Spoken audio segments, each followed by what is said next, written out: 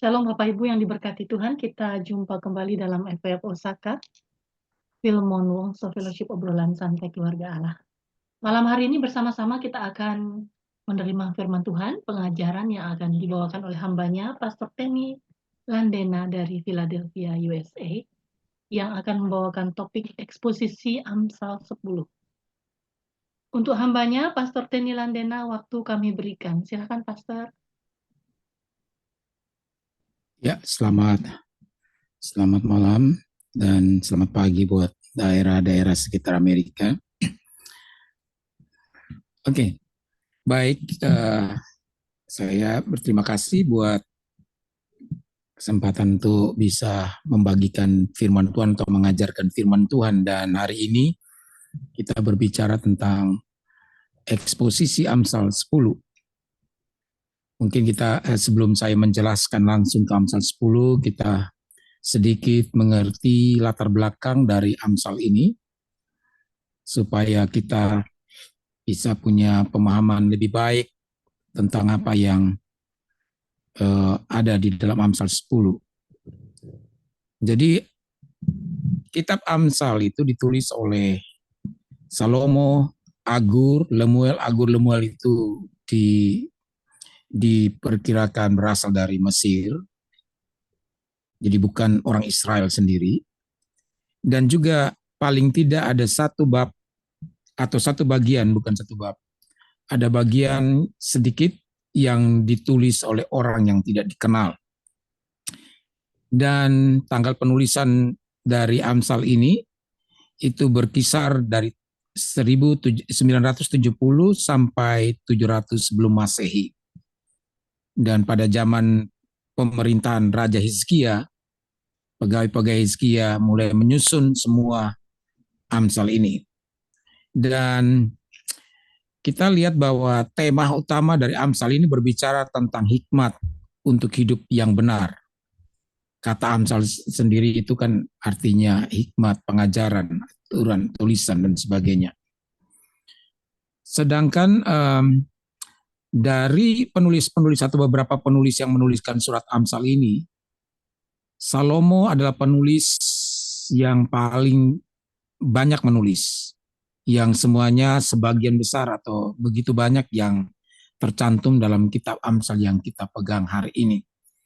Jadi di dalam Alkitab 1 Raja-Raja pasal yang keempat itu ayat 31 dan 32, di situ menjelaskan bahwa Salomo menulis 3.000 Amsal, sangat banyak, dan 1.005 nyanyian atau kidung. Dan semua ini kebanyakan diantaranya itu yang ada di dalam kitab Amsal ini. Sedangkan pengajaran atau hikmat Salomo atau pengalaman Salomo itu sebenarnya mencakup pemahaman yang luas tentang pandangan dia atau persepsi yang sangat luas dan dalam tentang hidup dan tanggung jawab dia sebagai raja. Nah, kita mengerti bahwa kitab Amsal yang kita pegang hari ini terdiri dari 31 pasal. Dan kitab ini berisikan kata-kata hikmat yang mengajarkan asas-asas prinsip-prinsip kehidupan yang dijalankan dengan penuh rasa takut kepada Tuhan. Kalau kita melihat banyak sekali kata-kata yang diulangi atau penekanan yang sering diulang dalam kitab ini adalah takut akan Tuhan. Misalnya permulaan hikmat adalah takut akan Tuhan. Jadi kalau kita melihat keseluruhan dari kitab Amsal ini merupakan hasil dari penelitian yang komplit yang dikumpulkan oleh Salomo dan penulis-penulis lainnya, Agur, Lemuel, dan penulis yang tidak dikenal itu dari berbagai sumber, ditambahkan dengan pengalaman mereka sendiri. Nah, apa tujuan dari kitab ini? Tujuan dari kitab ini kita bisa lihat langsung dalam pembukaan di dalam ayat di Amsal 1 ayat 2 sampai yang ke-6, kita bisa menemukan di situ penjelasan tentang tujuan dari kitab ini. Dan sekali lagi, penekanan yang sering diulang-ulang dalam kitab ini adalah tentang takut akan Tuhan.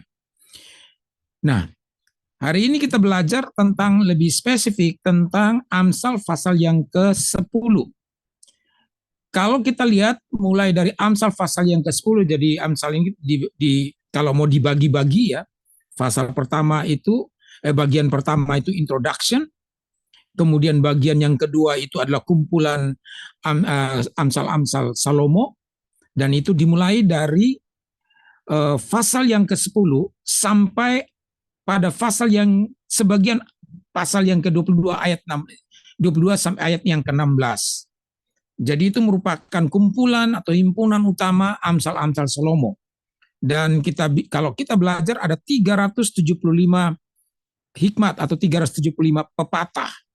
Dan di situ dia lebih banyak membandingkan kehidupan orang benar dengan orang fasik dengan berbagai macam nasihat kehidupan, termasuk apa yang diajarkan oleh Amsal oleh Salomo sebagai ayah kepada anak-anaknya atau kepada anak-anaknya. Kemudian kita juga kalau lihat bagian-bagian yang selanjutnya ada kumpulan Amsal yang berikut, lalu kemudian bagian selanjutnya ada pernyataan atau Amsal atau hikmat dari Lemuel, kemudian hikmat dari Agur, lalu terakhir itu berbicara bagaimana peranan seorang istri. Dan ini disusun atau dirangkum, disusun semua oleh pegawai Hizkia atau staf Hizkia.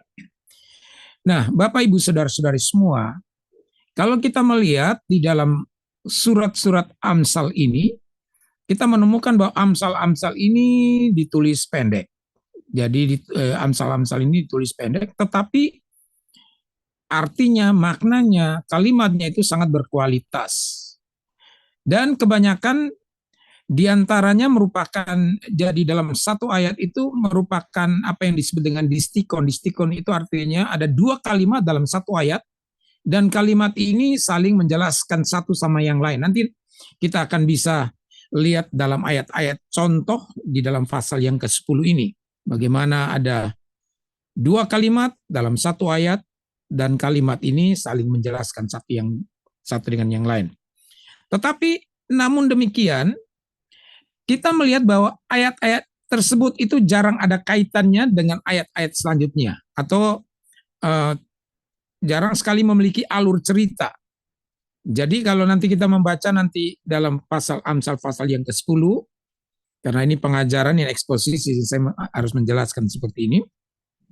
Kalau kita lihat Amsal pasal yang ke-10, kita akan melihat ada bagian-bagian yang ditulis tidak memiliki alur cerita yang tertentu, tapi kadang-kadang ada hal yang disampaikan, ada hikmat yang disampaikan, kemudian tidak berkaitan dengan ayat yang berikut, ada yang berkaitan, tetapi kemudian dia lompat kepada ayat-ayat selanjutnya. Jadi kesimpulannya adalah begini, dalam pasal-pasal ini kita tidak perlu berusaha merangkum isinya. Atau dengan kata lain, setiap Amsal lebih cocok berdiri sendiri. Sehingga sebenarnya untuk menjelaskan, mengkhotbahkan atau mengajarkan eksposisi Amsal, bukan saja Amsal pasal yang ke-10, Amsal pada pasal-pasal yang lain, itu membutuhkan waktu yang cukup panjang karena apa? Tidak ada alur yang tidak memiliki alur cerita, sehingga kita harus menjelaskan ayat demi ayat itu lebih cocok dijelaskan secara mandiri atau berdiri sendiri. Nah, tetapi kita bisa lihat walaupun kita tidak usah berusaha merangkum, namun dalam eksposisi Amsal pasal yang ke-10 ini saya akan memberikan juga poin-poin. Artinya tidak harus perfect merangkum isinya. Tapi kita bisa melihat bahwa tujuan dari Amsal-Amsal yang kita baca ini adalah untuk membawa kita kepada mengerti apa yang baik dan apa yang jahat. Itu sering dibicarakan di dalam ayat-ayat di dalam kitab Amsal ini. Bicara tentang berkat dan kutuk, berbicara tentang orang benar dan orang fasik. Dan kemudian juga khususnya dalam pasal yang ke-10 ini kita akan lihat hal-hal itu. Dan juga Amsal ini berbicara dalam pasal-pasal ini berkaitan juga dengan khususnya yang pasal 10 ini, itu sangat berkaitan dengan kemampuan mengontrol bicara kita atau penguasaan lidah. Dan tentunya ini sangat penting dan ini pasti akan memberikan kepada kita berkat yang luar biasa. Ada orang yang mengatakan bahwa Amsal itu sebenarnya merupakan kalimat-kalimat pendek, tetapi ditarik dari pengalaman yang panjang. Pengalaman khususnya Salomo, pengalaman dia dalam sebuah proses pengalaman yang panjang, tapi disampaikan di dalam kata-kata yang pendek, kalimat-kalimat yang pendek. Dan apa yang disampaikan dalam Amsal pasal yang ke-10 ini? Nah, kita datang kepada poin ini.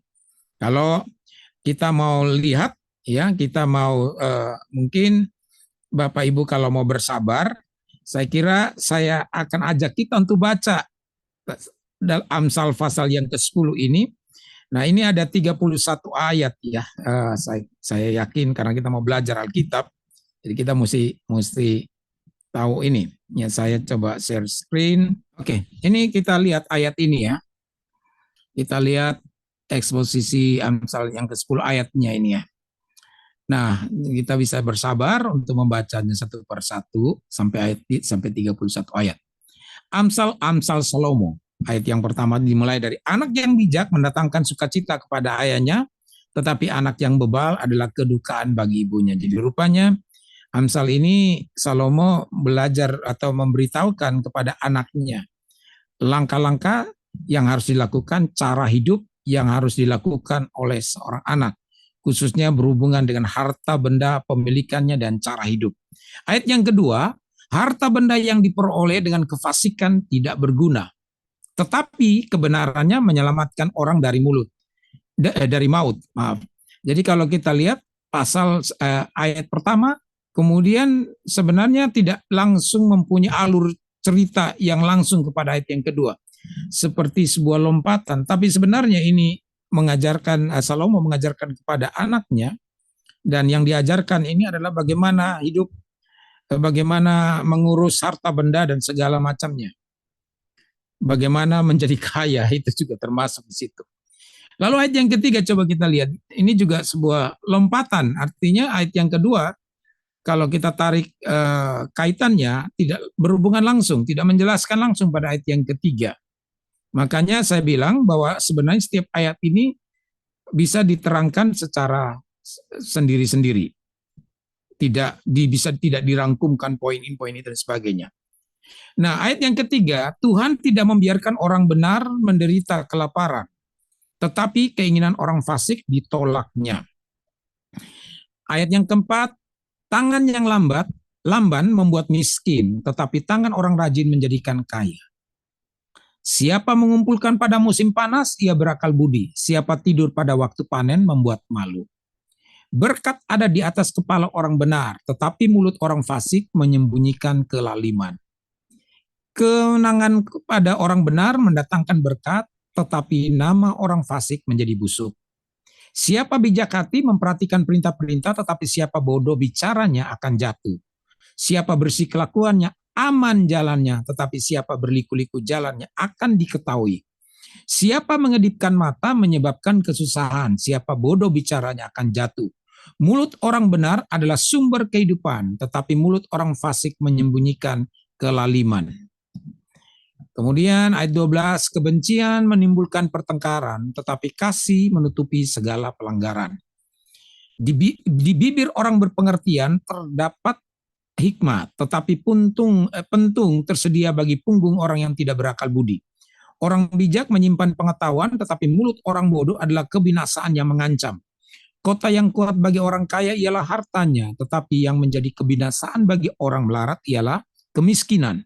Upah pekerjaan orang benar membawa kepada kehidupan. Penghasilan orang fasik membawa kepada dosa. Siapa mengindahkan didikan menuju kehidupan, menuju jalan kehidupan, tetapi siapa mengabaikan teguran tersesat. Siapa menyembunyikan kebencian, dusta bibirnya, siapa mengumpat adalah orang bebal. Di dalam banyak bicara pasti ada pelanggaran, tetapi siapa yang menahan bibirnya berakal budi. Lidah orang benar seperti perak pilihan, tetapi pikiran orang fasik sedikit nilainya. Bibir orang benar mengembalakan banyak orang, tetapi orang bodoh mati karena kurang akal budi. Berkat Tuhanlah yang menjadikan kaya, susah payah tidak akan menambahinya. Berlaku cemar adalah kegemaran orang bebal, sebagaimana melakukan hikmat bagi orang pandai. Apa yang menggetarkan orang fasik itulah yang akan menimpa dia, tetapi keinginan orang benar akan diluluskan. Bila taufan melanda, lenyaplah orang fasik, tetapi orang benar adalah alas yang abadi. Seperti cuka bagi gigi dan asap bagi mata, demikianlah si pemalas bagi orang yang menyuruhnya. Takut akan Tuhan memperpanjang umur, tetapi tahun-tahun orang fasik diperpendek. Harapan orang benar akan menjadi sukacita, tetapi harapan orang fasik menjadi sia-sia. Jalan Tuhan adalah perlindungan bagi orang yang tulus, tetapi kebinasaan bagi orang yang berbuat jahat. Orang benar tidak terombang-ambing untuk selama-lamanya, tetapi orang fasik tidak akan mendiami negeri. Mulut orang benar mengeluarkan hikmah, tetapi lidah bercabang akan dikerat. Bibir orang benar tahu akan hal yang menyenangkan, tetapi mulut orang fasik hanya tipu, hanya tahu tipu muslihatnya. Oke, jadi kita lihat di sini seperti apa yang saya sampaikan tadi dalam introduction, bahwa sebenarnya menjelaskan Amsal ini atau mengupas Amsal itu bisa kita lakukan secara sendiri, secara ayat demi ayat, karena ayat satu dengan ayat yang lain seolah-olah tidak punya penjelasan langsung atau tidak punya konektivitas, tidak punya hubungan secara langsung. Tapi itulah Amsal. Nah, Bapak Ibu Saudara-saudari semua, namun demikian saya akan mencoba untuk merangkumkan atau memberikan jalur supaya kita bisa lebih menghemat waktu, karena kalau harus menjelaskan ayat demi ayat 31 ayat akan habis waktu kita. Jadi dari 31 ayat yang kita sudah baca tadi, saya berharap kita bisa mengikuti ayat-ayat yang kita baca tadi. Maka saya melihat di sini ada beberapa hal yang menarik yang diungkapkan di Amsal ini, di dalam Amsal pasal yang ke-10 ini. Yang pertama, yang dibuka atau yang dimulai dengan ayat yang pertama juga. Jadi bagian pertama di situ berbicara tentang pentingnya mengajarkan kebijaksanaan kepada anak supaya tidak mendatangkan kedukaan bagi orang tuanya. Hikmat apa yang harus kita ajarkan kepada anak? Kebijaksanaan apa yang kita harus ajarkan kepada anak? Yaitu bagaimana kalau kita baca ayat-ayat selanjutnya, kita diarahkan kepada pengertian ini, bahwa bagaimana mengelola harta yang Tuhan percayakan kepada kita, dan pentingnya mengutamakan kebenaran dan sikap rajin untuk mengelolanya. Jadi itu bagian yang pertama yang kita bisa melihat. Perlu sekali para orang tua juga perlu mengajarkan kepada anak-anaknya bagaimana cara hidup yang tepat, lifestyle dan sebagainya kepada anak-anak di dalam mengelola harta yang Tuhan berikan kepada mereka. Jadi ini luar biasa. Yang kedua, bagian yang kedua yang kita bisa lihat dari pembacaan Amsal pasal yang ke-10 ini. Yang kedua, di situ berbicara tentang berkat-berkat bagi orang benar dan ketidakbahagiaan hidup orang fasik. Berkat-berkat bagi orang benar, itu di mana? Di dalam Amsal pasal 10, ayat yang ketiga, ayat yang ke-6 sampai dengan yang ke-7, ayat 11, ayat 16, ayat 24 sampai yang ke-25, ayat 30 sampai dengan yang ke-32. Nah, jelaskan di sini ada lompatan-lompatan. Dia berbicara tentang orang benar, berkat bagi orang benar, dan juga dibandingkan dengan apa yang dialami orang fasik, tapi ayat itu lompat-lompat, tidak menerangkan langsung. Tapi mari kita lihat satu persatu. Mudah-mudahan kita bisa bersabar dan tidak bosan.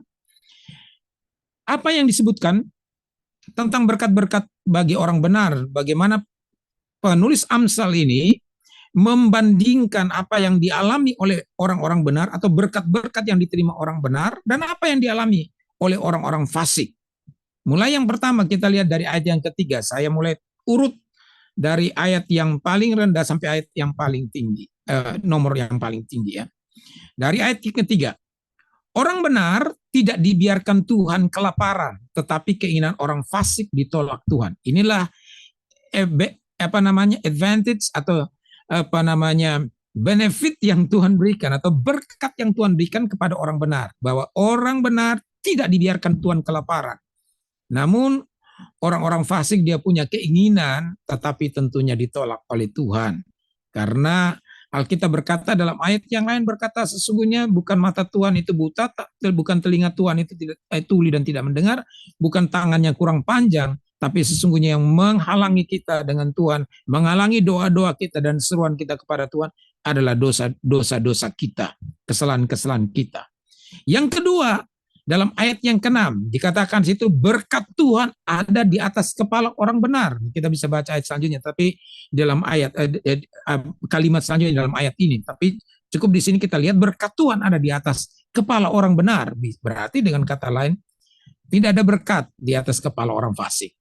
Ayat yang ke-7, kenangan kepada orang benar mendatangkan berkat, tetapi nama orang fasik menjadi busuk.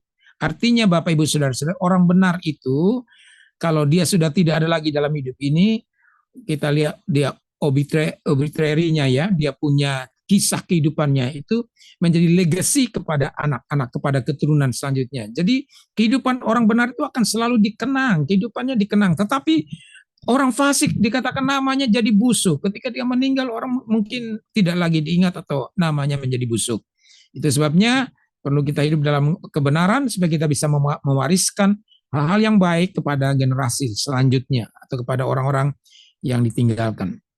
Kemudian lanjut ayat yang ke-11 dikatakan mulut orang benar adalah sumber kehidupan, tetapi mulut orang fasik menyembunyikan kelaliman. Inilah sikap orang benar, cara hidup orang benar, dan kalau orang benar itu mempunyai kualitas di dalam berkata-kata. Jadi kata-kata yang diucapkan itu menghasilkan atau dikatakan sumber kehidupan. Tetapi orang fasik pasti kata-katanya penuh dengan sumpah serapah, kutukan negatif, dan tidak membangun sama sekali, tidak memberikan kehidupan, tetapi mematikan semangat, mematikan gairah orang untuk melayani Tuhan, mematikan gairah orang untuk hidup baik, mematikan gairah orang untuk melakukan yang benar. Tapi mulut orang benar, kata-katanya, perkataannya adalah perkataan yang menghidupkan. Itulah ciri orang benar. Kemudian lanjut ayat 16, dia lompat lagi ayat 16. Upah pekerjaan orang benar membawa kepada kehidupan. Penghasilan orang fasik membawa kepada dosa. Ya, ini jelas sekali Bapak Ibu Saudara-saudari. Orang benar, dia mendapatkan berkat dari Tuhan, dia mendapatkan upah, dan dia menghargai bahwa itu berkat Tuhan, dan dia pasti akan menggunakan dengan sebaik-baiknya. Sedangkan orang fasik, Bapak Ibu Saudara-saudari, penghasilannya seringkali dipakai untuk berfoya-foya, untuk berbuat dosa, untuk mungkin juga dipakai untuk berjudi, dipakai untuk berzina, dipakai untuk hal-hal yang lain. Kemudian ayat yang berikutnya dikatakan apa yang menggentarkan orang fasik itulah yang akan menimpa dia, tetapi keinginan orang benar akan diluluskan. Jadi keinginan orang benar akan diluluskan. Kemudian itu ayat 24. Kemudian ayat yang ke-25, bila tofan melanda, lenyaplah orang fasik, tetapi orang benar adalah alas yang abadi. Atau dia seperti ditegakkan di atas gunung batu yang kuat, rock ya, yang teguh ketika masa krisis datang, ketika kesulitan datang, ketika difficulty datang, dia tetap kuat. Tetapi lihatlah apa yang dilakukan oleh orang fasik, mungkin dia dapat harta banyak dengan cepat, tetapi itu akan segera cepat juga hilang. Dia tidak mempunyai ketahanan, tidak ada resiliensi, sehingga begitu badai serangan kehidupan dalam hidupnya terjadi, saudara-saudaraku, dia bisa hancur, dia bisa lenyap. Itu sebabnya beda orang yang hidup di dalam Tuhan dan orang yang tidak hidup di dalam Tuhan atau orang fasik. Karena apa? Orang yang hidup dalam Tuhan, dia bergantung, dia mengandalkan Tuhan, dia selalu berharap kepada Tuhan, dia selalu percaya kepada Tuhan. Dengan kata lain, dia memiliki pegangan dalam hidupnya, dia memiliki pegangan dalam hidupnya. Sedangkan orang fasik tidak punya pegangan yang bisa diandalkan.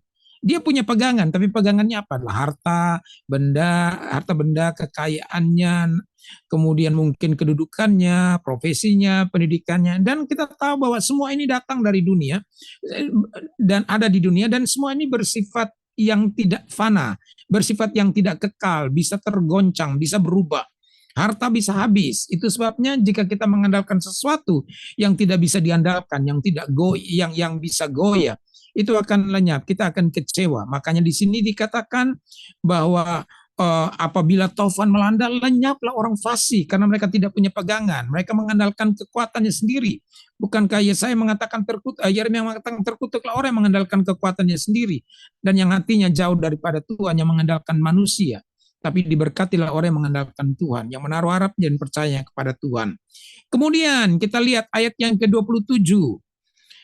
Takut akan Tuhan memperpanjang umur, tetapi tahun-tahun orang fasik diperpendek. Inilah berkat yang diberikan Tuhan kepada orang benar, yang takut kepada Tuhan umurnya panjang, tetapi orang fasik tahun-tahunnya diperpendek. Kemudian dua lagi, ayat yang ke-28. Harapan orang benar akan menjadi sukacita, tapi harapan orang fasik menjadi sia-sia. Bukankah Tuhan berkata, Allah tidak akan mengecewakan, atau kita tidak akan malu ketika kita percaya kepada Tuhan, kita mengandalkan Tuhan, tidak akan dikecewakan. Tetapi orang-orang fasik di sini dikatakan harapannya akan menjadi sia-sia. Kita mempunyai harapan kepada Tuhan, dan Tuhan kita adalah Tuhan yang tidak hanya berjanji dan gombal, tapi ketika dia berjanji, dia akan melaksanakan janjinya, dia akan memberkati kita asal kita tidak menyimpang ke kiri dan ke kanan. Kita pegang teguh firman Tuhan, maka Tuhan berkata, engkau akan berhasil dan beruntung. Harapan kita akan menjadi kenyataan. Kita tidak hanya punya mimpi-mimpi, tapi mimpi-mimpi kita akan menjadi realita. Tetapi bagaimana dengan orang fasik? Saudaraku, dikatakan harapan orang fasik menjadi sia-sia. Itu sebabnya kita harus hidup benar. Jangan sampai kita hidup fasik, supaya kita tidak kecewa, atau supaya harapan kita tidak menjadi sia-sia. Dan yang terakhir dari bagian ini adalah ayat yang ke-30, dikatakan orang benar tidak terombang-ambing untuk selama-lamanya, tapi orang fasik tidak akan mendiami negeri. Ada kepastian bagi orang benar. Bukan berarti orang benar tidak mengalami masalah, ada. Tapi dikatakan di sini tidak terombang-ambing untuk selama-lamanya. Kalau ada masalah, mungkin Tuhan sedang memproses dia untuk mengembangkan kapasitas kekuatan dia, make him get stronger. Jadi membuat dia lebih kuat, atau membuat masal-masal rohaninya, resiliensinya, menghadapi situasi, menghadapi persoalan itu lebih kuat, saudara-saudaraku, Bapak Ibu Saudara. Makanya ada orang berkata, kenapa saya berdoa kok Tuhan tidak menjawab? Sebenarnya Tuhan menjawab kita. Pada waktu kita berdoa untuk menghindar dari setiap kesulitan, tapi kesulitan itu makin datang. Dan kita berkata, kenapa Tuhan tidak mendengarkan kita, padahal kita merasa kita orang benar di hadapan Tuhan. Sebenarnya Tuhan menjawab kita. Dia bilang, kali ini aku belum memberkati engkau, tapi aku mau menguatkan engkau dulu. The law of capacity. Hukum kapasitas. Kapasitas dikuatkan dulu. Masal-masal rohani kita dikuatkan dulu, dibikin kuat. Resiliensi kita ditingkatkan, ditambahkan. Supaya apa? Ketika berkat Tuhan yang besar itu datang, kita mempunyai kemampuan. The law of capacity. Mempunyai kemampuan untuk menerima berkat-berkat Tuhan. Sebab ada banyak orang yang dia tidak kembangkan kapasitasnya, tidak develop, dia punya personal developmentnya itu dia tidak peduli. Akhirnya Bapak Ibu Saudara, ketika diberkati Tuhan malah kedodoran, malah dia hancur, malah dia tidak mampu, malah dia tambah menjadi duniawi dan sebagainya ketika diberkati oleh Tuhan. Itu sebabnya ayat yang ke-30 dikatakan orang benar tidak terombang-ambing untuk selama-lamanya. Ya, kadang-kadang terombang-ambing, tetapi tidak untuk selama-lamanya. Tetapi orang fasik tidak akan mendiami negeri. Okay. Bagian yang ketiga, saya coba mengambil ayat-ayat ini untuk kita lihat pada bagian yang ketiga. Ini menarik. Di sini disebutkan tentang cara memperoleh kekayaan. Ya, ada orang bilang begini, kenapa orang Kristen hanya berbicara soal kekayaan? Seolah-olah ada kelompok-kelompok lain yang sangat tabu tentang kekayaan. Tetapi ada kelompok-kelompok yang lain yang sangat memegahkan kekayaan, saudara-saudara. Tetapi menurut saya, Bapak Ibu Saudara-saudari, orang-orang dalam Alkitab itu adalah orang-orang yang diberkati. Contoh, Abraham, Ishak, Yakub, Yusuf, semua adalah orang-orang yang diberkati. Dan bahkan dikatakan Yakub itu sangat-sangat kaya raya.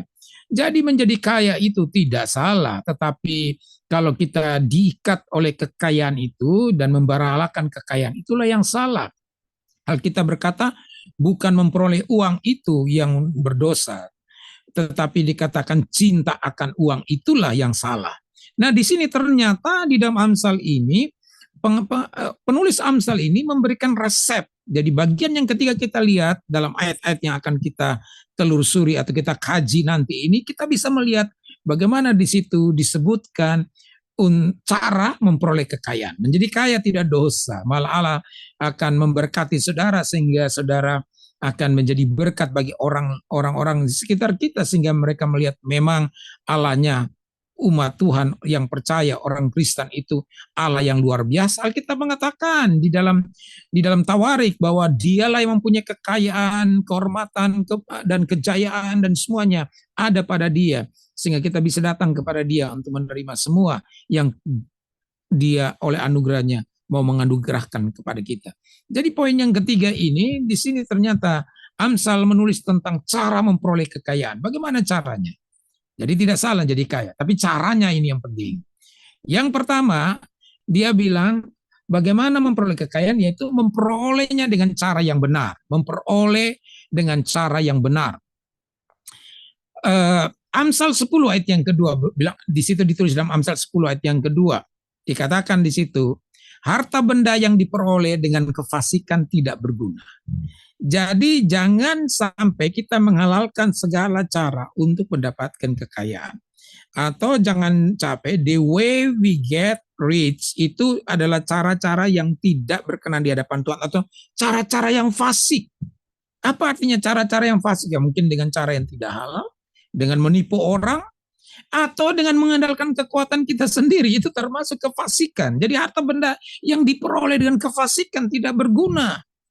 Kalau kita mendapatkan harta karena kita merasa itu adalah kekuatan kita sendiri, nanti harta itu tidak berguna. Kalau kita mendapatkan kekayaan karena menipu orang, itu tidak akan berguna. Kalau kita mendapatkan kekayaan dengan menghancurkan orang lain, itu tidak berguna, Bapak Ibu Saudara-saudari.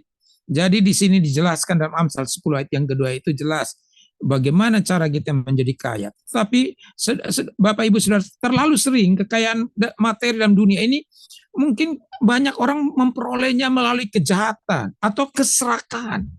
Sehingga dengan demikian itu tidak berasal dari Allah. Kekayaan yang sesungguhnya, yang sejati, yang murni itu terdiri atas berkat dari Tuhan. Apakah kita miskin atau kaya? Kehadiran dan perkenanan Tuhan, hadirat Tuhan adalah kekayaan terbesar kita. Takut akan Tuhan itu kekayaan terbesar kita.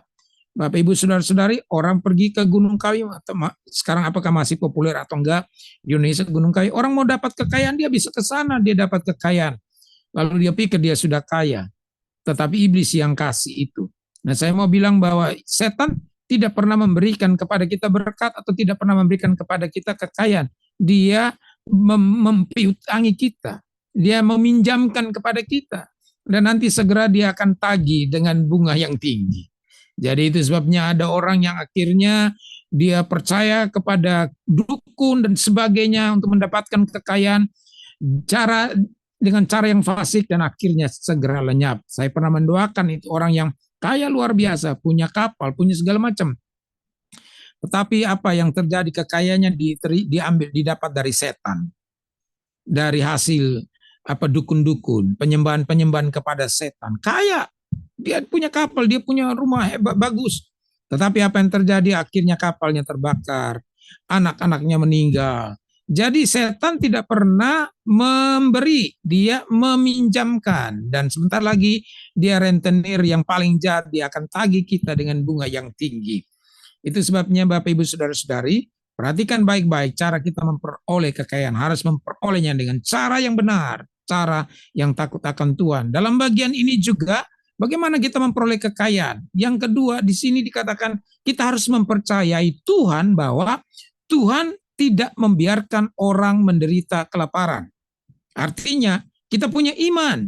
Kita percaya, kita punya iman bahwa kita ini dilindungi Tuhan. Sehingga pada waktu kita sedang struggle di dalam mencapai keberhasilan kita, menjalankan bisnis kita, pada saat-saat pertama kita kok merasa kurang beruntung, kurang gagal, kurang sukses. Nah di sini Bapak Ibu Saudara-saudari, kita percaya, aku punya Tuhan yang tidak pernah meninggalkanku, aku adalah anak Tuhan, dan di sini ayatnya ini berkata bahwa Tuhan tidak akan membiarkan orang menderita, orang benar menderita kelaparan, ayat yang tadi kita sudah baca.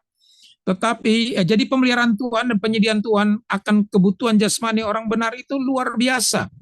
Tuhan bertanggung jawab buat kita, dia akan memberkati kita. Namun saudara-saudara, ketika kita mempercayai bahwa Tuhan tidak membiarkan orang benar menderita kelaparan, ini bukan berarti sebuah tindakan yang apa namanya, yang tidak boleh. Ini bukan tindakan yang tidak pasif. Artinya tindakan kita di sini bukan berarti tidak boleh pasif, tidak boleh pasif. Jadi karena Tuhan tidak membiarkan aku kelaparan, aku diam saja, tunggu saja, tidak berbuat apa-apa, tidak belajar apa-apa, tidak mengembangkan diri apa-apa, dan nanti berkat Tuhan datang kepada kita. Nah, saudara, ini sesuatu yang salah. Jadi ketika kita punya keyakinan kepada providence, ya, pemeliharaan Tuhan, pelindungan Tuhan, berkat Tuhan, di sini tidak boleh juga kita pasif, karena dijelaskan oleh Amsal ini, dijelaskan oleh penulis Amsal ini dalam ayat berikutnya. Dia bicara dalam Amsal 10 ayat yang ke-22. Oke. Amsal 10 ayat ke-22, Amsal 10 ayat 4 sampai yang ke-5. Tapi Amsal 10 ayat yang ke-22 mendukung apa yang dikatakan tadi. Dikatakan situ, berkat Tuhan yang membuat kaya, susah payah tidak akan menambahinya. Amsal 10 ayat 22. Berkat Tuhan yang membuat kaya. Ini artinya membuat kita supaya jaga, jangan sombong, jangan merasa diri paling hebat, jangan mengandalkan kekuatan kita, karena terkutuklah oleh mengandalkan kekuatannya, mengandalkan manusia, dan hatinya menjauh dari Tuhan. Dia pikir dia akan bisa dengan pengetahuan, pengalaman segalanya, bisa melakukan segala sesuatu. Tetapi Amsal 10 ayat 22, berkat Tuhan yang membuat kaya. Sehingga setiap hari kita harus berkata, kalau ada orang bilang, wah hebat ya kamu kok diberkati itu, kita harus merendahkan diri, dan jangan tunggu lama-lama, langsung bicara, ini semua karena anugerah Tuhan. Langsung bicara, ini semua karena anugerah Tuhan. Wah luar biasa kamu kok diberkati bisnismu, katakan ini semua karena anugerah Tuhan. Oh luar biasa gerejamu semakin besar, katakan ini semua karena anugerah Tuhan, bukan karena kehebatanku, bukan karena kepandaianku, ini semua karena anugerah Tuhan. Karena kita mau mengamini dan mengimani apa yang dikatakan dalam Amsal 10 ayat yang ke-22, berkat Tuhan yang membuat kaya, susah payah tidak akan menambahinya. Jadi Bapak Ibu Saudara-saudari, ini jangan sampai kita salah tafsir lalu kita menjadi pasif. Mengartikan ayat ini tidak membuat kita menjadi pasif lalu kemudian menjadi tidak berbuat apa-apa. Karena itu ada bagian yang dijelaskan di sini. Ada sesuatu yang perlu kita lakukan untuk kita menjadi kaya.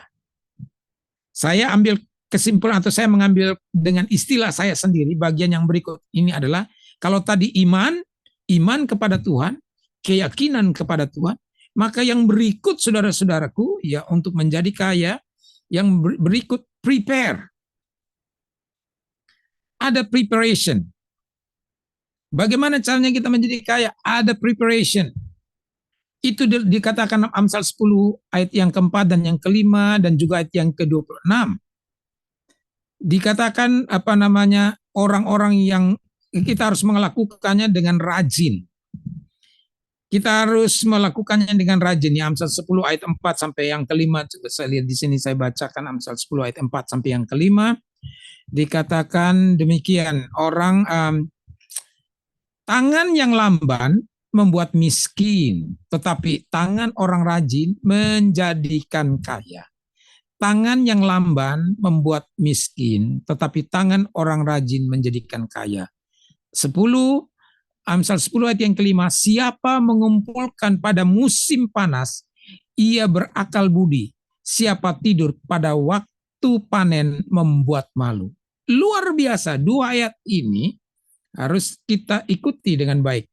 Karena itu percaya bahwa berkat Tuhan itu dari Tuhan, itu bukan berarti ya sudah kita nggak perlu berbuat apa-apa, kita diam saja, kita tidur saja, kita ya buang-buang waktu saja, ya kita nggak usah lakukan apa-apa, kita jadi malas, lalu kemudian nanti berkat Tuhan itu datang dari Tuhan, jadi payah tidak sia-sia. Bukan itu maksudnya. Bahwa iman kita kepada Tuhan itu bukan sebuah iman yang pasif, tapi harus menjadi iman yang aktif. Have faith. Dan faith itu berbicara tentang, dalam faith itu berbicara tentang sebuah action, tindakan. Sebuah tindakan, iman itu tidak akan punya arti sama sekali kalau tidak ada action, tidak ada tindakan. Karena saudara beriman, maka saudara lakukan sesuatu. Kalau kita lihat dalam Alkitab, kita bisa menemukan itu. Bagaimana Tuhan menyembuhkan orang-orang yang sakit kusta. Dia bilang begini, Tuhan tidak bikin mereka langsung sembuh saat itu. Tapi dia mau melihat bagaimana ketaatan mereka dan iman mereka kepada apa yang Tuhan Yesus katakan. Dia bilang begini, pergilah perlihatkanlah dirimu kepada para imam. Padahal Bapak Ibu Saudara-saudari, ada resiko mereka kalau pergi untuk perlihatkan diri kepada imam. Karena apa? Mereka harus, itu hukumnya, itu peraturannya, rule-nya, law-nya. Mereka harus tetap berada di daerah terisolir dan tidak boleh keluar dari daerah terisolir. Kalau mereka keluar, mereka akan dirajam oleh orang-orang sehat dengan batu sampai mati, Bapak Ibu Saudara-saudari. Jadi orang-orang sehat wajib atau punya hak untuk melempari orang-orang kusta sampai mati jika mereka keluar dari daerah terisolir mereka. Jadi ini risiko luar biasa. Kalau mereka tidak punya iman dan mereka tidak bertindak dan mereka bilang, Tuhan memang anjuran itu bagus, bukan kami tidak mau taat, tapi risiko di depan itu luar biasa. Bapak, Ibu, Saudara-saudari, iman itu adalah juga termasuk sebuah tindakan untuk berani mengambil risiko, tetapi tidak sembrono. Kenapa tidak sembrono? Karena ada dasarnya. Siapa yang perintah kita untuk melakukan itu? Tuhan Yesus, Allah yang memerintahkan kita. Karena Allah menyuruh kita, Dia akan melindungi kita, Dia bertanggung jawab. Kalau Allah menyuruh kita pergi, God will provide everything we need. Jadi inilah sebab ini yang disebutkan iman. Tidak akan ada iman tanpa action. Harus ada tindakan. Maka 10 orang kusta ini bertindak, mereka keluar, mereka tidak peduli tidak takut, tidak peduli akan risiko yang ada. Dan akhirnya apa? Di tengah perjalanan Tuhan buat mujizat, mereka sembuh semua. Lah, saya percaya bahwa Tuhan sering membuat mujizat di tengah perjalanan. Artinya dia lihat dulu kita bertindak atau tidak. Ya, kita bertindak atau tidak. Nah, Bapak Ibu Saudara-saudari, kalau orang mau sukses itu prepare. Contoh sederhana Bapak Ibu Saudara-saudari. Kalau kita tahu akan ada berkat di depan kita, kita prepare. Kita pertama kita mengerti bahwa Tuhan itu memberikan kita kepada hikmat, Tuhan mengarahkan kita, membawa kita kepada jalan-jalan yang benar, Tuhan memberikan kepada kita hikmat tentang masa depan. Dan dengan hikmat itu kita mulai mengkaji dan melihat apakah kita akan memprepare. Nah, di situ dikatakan orang yang tidak tidur pada waktu panen. Hidup ini ada musim-musimnya. Di Amerika punya 4 musim. Ada musim musim dingin, ada musim semi, ada musim panas, kemudian ada musim gugur. Bapak Ibu Saudara-saudara, semua musim ini itu tidak bisa dirubah oleh kita. Kalau saya tinggal sekarang ini di Amerika pada musim winter, musim dingin, dan itu tidak nyaman karena terlalu dingin dan terasa tersiksa. Lalu saya bilang, saya mau ganti kalender saya. Saya ganti dengan musim panas. Apakah musim dingin itu berubah? Tidak. Ada hal yang tidak bisa kita rubah. Musim itu tidak bisa kita rubah. Yang perlu kita rubah adalah mindset kita. Yang perlu kita rubah adalah diri kita. Yang perlu kita kembangkan adalah personal development kita. Adjustment kita. Itu yang kita perlu berubah. Sehingga akhirnya orang menemukan apa? Orang menemukan heater, orang menemukan sistem pemanasan, orang menemukan hal-hal yang lain supaya dia bisa tidak ditaklukkan oleh situasi. Jadi kita diajarkan Tuhan untuk prepare. Nah, di dalam Alkitab sendiri Tuhan berbicara dalam pengalaman Yusuf. Dia bilang ada 7 tahun kelaparan, tapi ada 7 tahun kelimpahan. Nah, kita tahu hikmat ini, tapi kita tidak boleh berhenti sampai di situ. Lalu kita pikir kalau Tuhan bilang ada 7 tahun kelaparan, 7 tahun kelimpahan, apa yang harus aku perbuat? Kita tidak bisa berkata, berkat Tuhanlah yang membuat kita kaya. Betul, tapi kita tidak berhenti pasif di situ. Ada aktifnya. Karena Tuhan sudah memberikan kita hikmat. Dan lalu kita mulai mengkaji, apa arti 7 tahun kelimpahan? Oh, ini artinya Tuhan minta saya prepare, menyiapkan segala sesuatu pada masa kelimpahan ini. Supaya nanti saya bisa mengatasi masa kesulitan itu. Masa kesulitan tidak bisa kita rubah, tapi kita bisa atasi. Tetap ada datang masa itu. Artinya kita tidak bisa tolak. Masa itu akan datang. Winter akan datang, summer akan datang, fall akan datang. Dengan merobek kalender kita tidak mengubah kenyataan bahwa itu akan terjadi. Tetapi kita percaya bahwa keberhasilan, kita percaya bahwa opportunity is mixed with difficulty, dan juga sebaliknya difficulty is mixed with opportunity.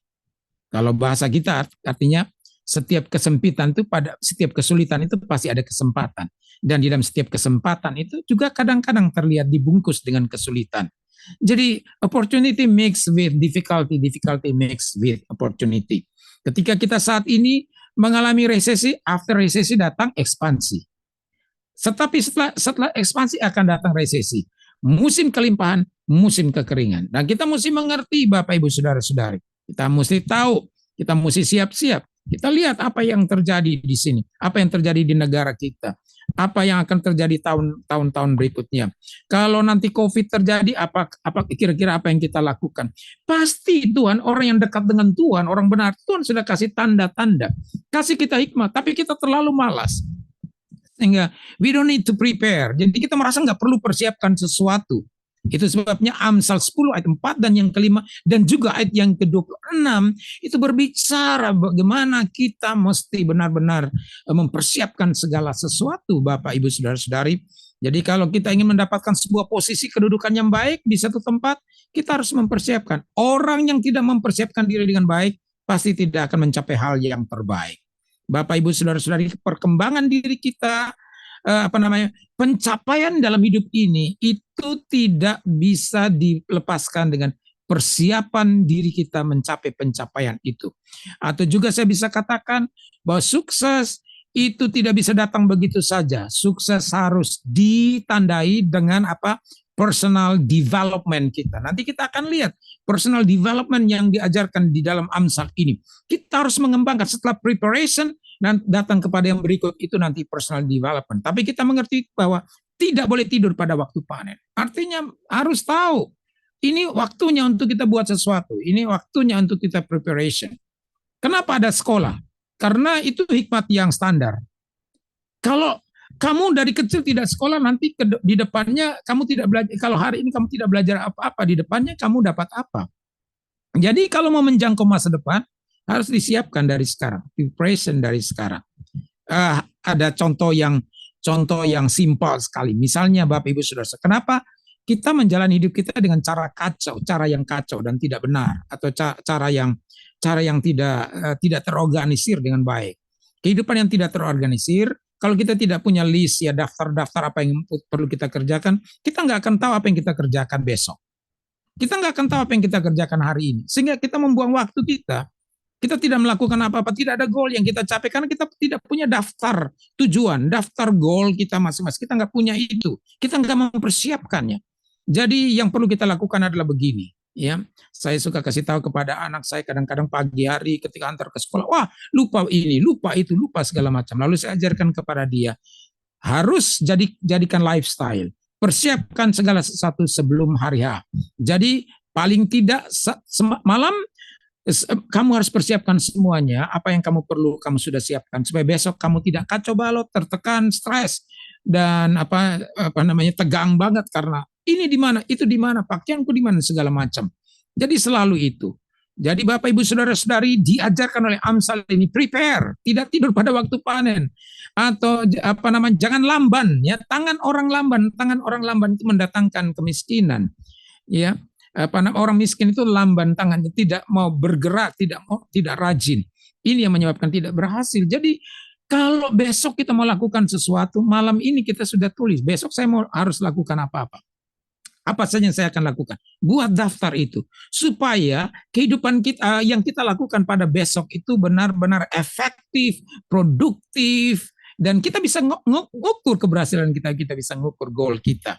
Karena kita sudah punya daftar. Artinya kalau ada yang kita tidak lakukan besok, setelah kita mendaftarkan itu semalam sebelumnya, itu berarti kita gagal itu. Nah, itu sebabnya ini penting sekali. Kita tidak hanya menjadi seorang pelari yang tanpa tujuan, tetapi pelari yang mengerti bahwa di depan itu ada garis finish, ada hadiah, ada mahkota. Nah, setelah prepare apa yang kita lakukan? Iman, preparation, atau iman itu juga termasuk mindset kita. Kita harus rubah mindset kita. Kemudian yang kedua itu preparation. Dan yang ketiga, yang Amsal bilang di sini adalah performance. Orang-orang yang berhasil adalah orang-orang yang punya preparation, tetapi orang-orang yang punya performance. Performance kita seperti apa? Kita sudah prepare, tapi kita nggak merubah gaya performance kita.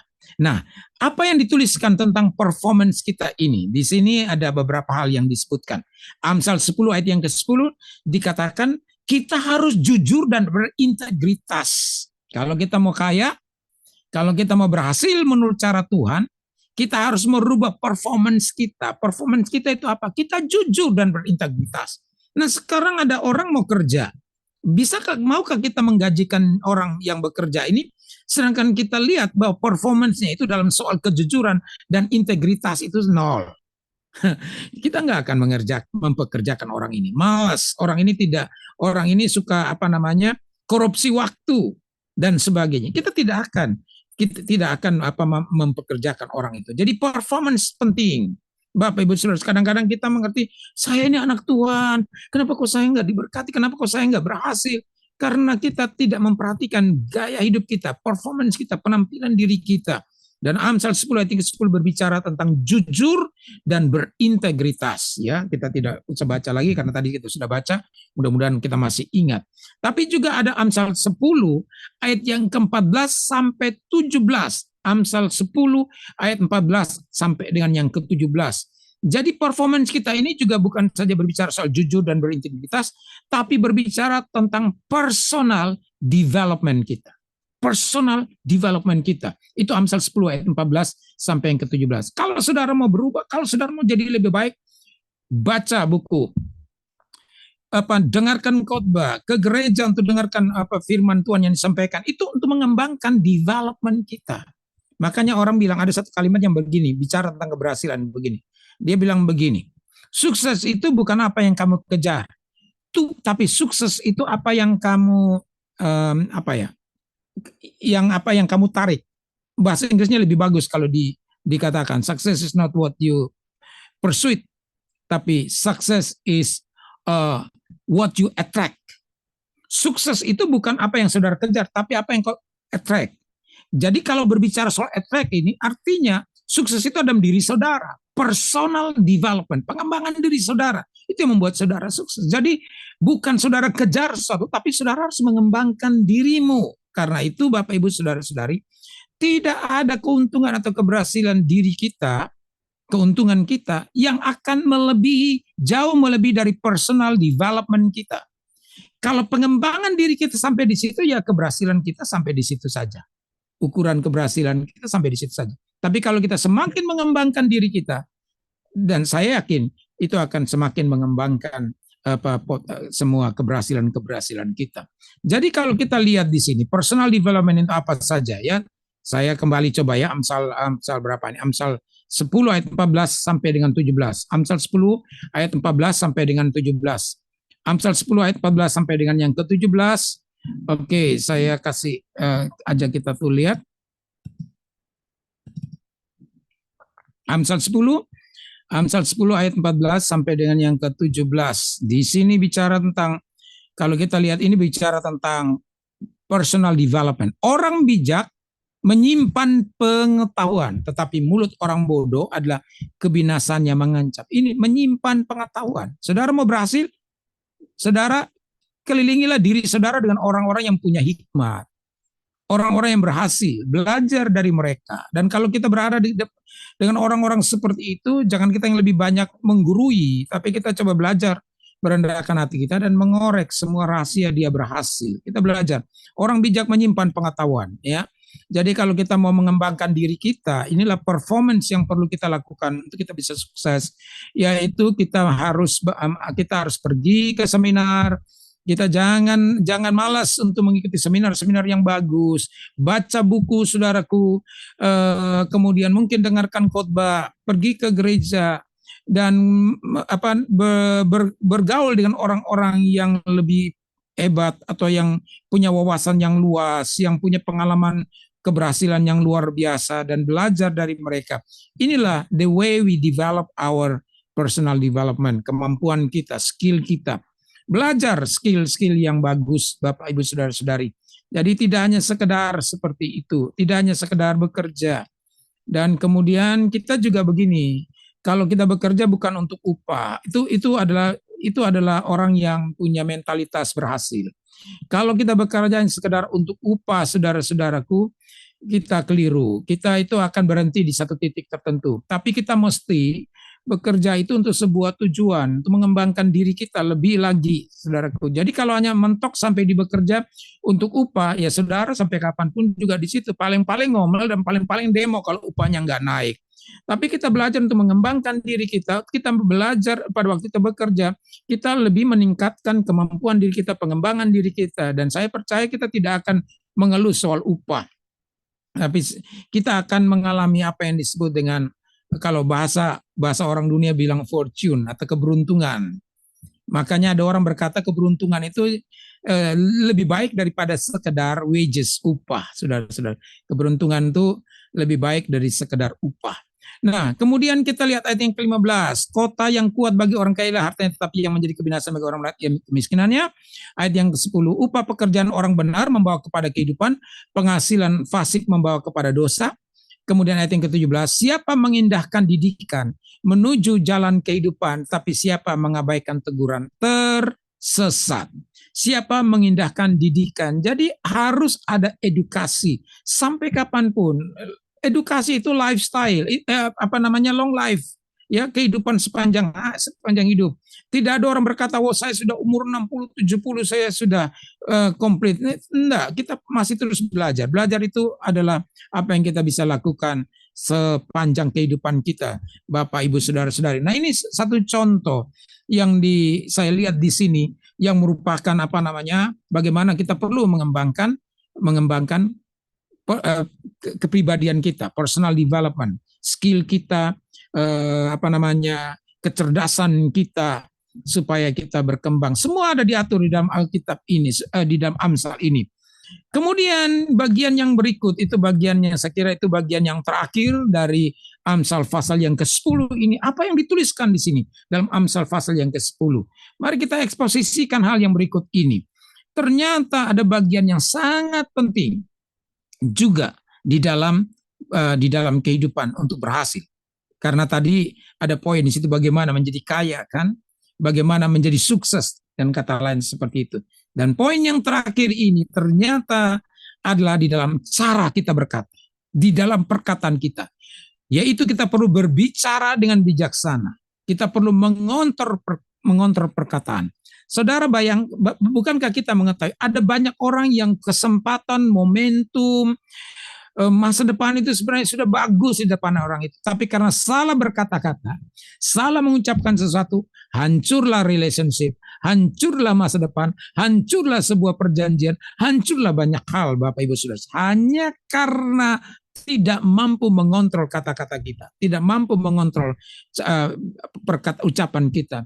Jadi di sini Amsal berbicara dalam Amsal pasal 10 ayat yang ke-8, ayat yang ke-9, ayat yang ke-11, ayat yang ke-13 sampai yang ke-14, ayat yang ke-19 sampai dengan ayat yang ke-21, ayat yang ke-31 sampai ayat yang ke-32. Ternyata lebih banyak dalam Amsal pasal 10 ini yang menyoroti tentang the way we talk, tentang perkataan kita, Bapak Ibu Saudara-saudari. Saya selalu bilang begini, tidak ada kehidupan positif yang dibangun dari perkataan dan pikiran negatif. Kehidupan yang positif dibangun dari perkataan yang positif dan pikiran yang positif. Jadi betapa banyaknya kalau kita menemukan, mengkaji, mengupas semua Amsal ini dalam Amsal pasal 10. Ternyata ada berapa itu? 1, 2, 3, 4, 5, 6, 7, 8, 9, 10, 11 mungkin. 11 ayat yang berbicara tentang kata-kata. Bagaimana kita bijak dalam berkata-kata. Bagaimana hati yang bijak itu mengeluarkan perkataan yang bijak. Hati yang bijak mengeluarkan perkataan yang bijak. Dan ini merupakan faktor yang sangat penting, Bapak Ibu Saudara-saudari. Ya. Salah satu faktor yang menentukan kualitas hidup kita adalah hidup seseorang itu adalah bibir. Di situ ada Amsal berkata bibir yang bijak, ya, kata yang bijak, ya. Dari mulut orang benar diharapkan keluar kata-kata yang baik dan benar, kata-kata yang membawa damai dan sukacita, kata-kata yang membawa kehidupan, bukan yang membunuh semangat orang. Jadi perhatikan baik-baik kata-kata kita ini, karena itu bisa menghancurkan orang lain dan menghancurkan karir kita. Bagaimana kita akan melihat kebahagiaan itu terjadi oleh karena kata-kata yang positif. Bapak Ibu Saudara, kata-kata yang negatif bisa merusak sukacita, bisa merusak kebahagiaan. Coba bayangkan saudara datang hadir dalam satu kelompok. Kemudian pada waktu saudara datang, yang saudara ucapkan hanya maki-maki dan marah-marah, itu situasi sukacita dalam kelompok itu hancur sekali, menjadi hancur karena dibunuh oleh perkataan kita. Atau demikian sebaliknya, ketika kita ingin mendapatkan sukacita tapi kita masuk dalam kumpulan itu, ternyata orang-orang mengucapkan kata-kata yang membuli kita, kata-kata yang mengejek kita, menghina kita. Berapa banyak kata-kata itu akhirnya menghancurkan hati kita, melukai hati kita, dan akhirnya saudara-saudara kita tidak bisa berhasil dengan baik. Nah, itu sebabnya mari kita perlu hati-hati di dalam perkataan kita. Dalam bisnis pun kita berbicara dengan bijaksana. Dalam bisnis pun kita harus berbicara dengan bijaksana. Kita tidak harus lebih banyak tergopoh-gopoh untuk mengobrolkan janji, kata-kata, padahal kita tidak bisa melakukannya. Nanti satu waktu orang tidak percaya. Siapa saja saudara-saudaraku, baik itu orang yang bertarung dalam politik, bertarung dalam bisnis, apalagi di dalam pelayanan. Kata-kata kita perlu kita kontrol. Dan inilah caranya bagaimana kita memperoleh kekayaan. Jadi ada 3-4 bagian di situ yang kita sudah belajar dari Amsal ini, dan saya berharap ini akan benar-benar menjadi berkat buat kita semua. Oke, ya puji Tuhan, saya kira saya sampai di situ saja, dan saya berharap Tuhan memberkati kita dengan eksposisi Amsal pasal yang ke-10 ini. Tuhan berkati. Ibu saudara-saudara, mari kita berdoa. Tuhan, kami bersyukur kami boleh menggali Amsal pasal yang ke-10. Bagaimana mengajarkan kepada kami untuk hidup bijak, bagaimana memberikan kepada kami gambaran tentang berkat orang benar dan berkat dan kerugian buat orang-orang fasik. Bagaimana cara hidup orang benar dan cara hidup orang fasik. Dan Tuhan ingin kami supaya hidup benar, tetapi juga diajarkan bagaimana mencapai sukses menurut Alkitab, menurut kehidupan yang benar, menurut cara yang benar. Kita belajar di situ, Tuhan, bagaimana kami harus mengembangkan diri kami, mempersiapkan diri kami ketika berkat Tuhan akan Tuhan berikan bagi kami. Tuhan Yesus, hamba berdoa Bapa, supaya benar-benar kami sebagai orang yang takut kepada Tuhan, memegang teguh perkataan firman Tuhan, performance kami dalam hal integritas, perkataan yang jujur, ketulusan, kata-kata yang positif, kata-kata yang membangkitkan, menghidupkan, Engkau berikan kepada kami Tuhan. Ampuni kami Tuhan, kalau ada kata-kata kami yang telah melukai dan menghancurkan atau membunuh semangat banyak orang. Biarlah kami digairahkan kembali, dan di dalam nama Tuhan Yesus, hamba berdoa supaya Engkau memberkati kami semua yang berada di dalam pertemuan Zoom ini. Dalam nama Yesus kami berdoa. Amin.